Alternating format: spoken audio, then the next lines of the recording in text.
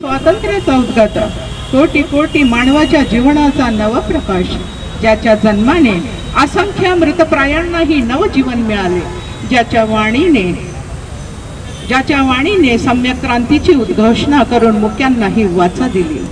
ज्याच्या स्पर्शाने तळ्याचे पाणीही चवदार झाले, ज्याच्या प्रखर तेजाने असंख्य सूर्य नतमस्तक होऊन मंदिरातील रामही काळा ठरला,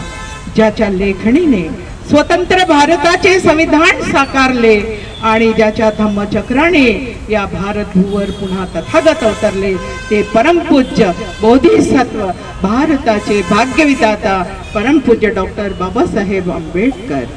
तसेच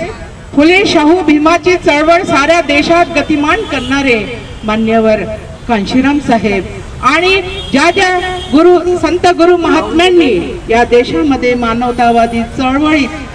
आपलं जीवन योगदान दिलं, त्या संपूर्ण संत महात्म्यांना मी माझं विनम्र अभिवादन करते आणि बहन कुमारी मायावतीजी यांना मी माझा आदर्श नेता मानते आणि त्यांच्या लंब्या आयुष्यासाठी मी कामना करते। तसेच आज बहुजन समाज पार्टीच्या ह्या धरणा आंदोलनामध्ये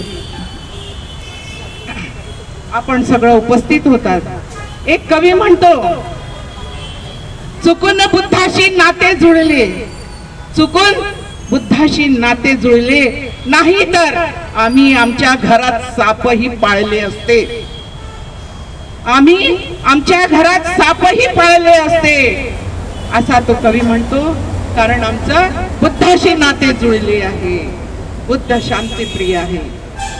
आज आपण इथे बहुजन समाज पार्टीने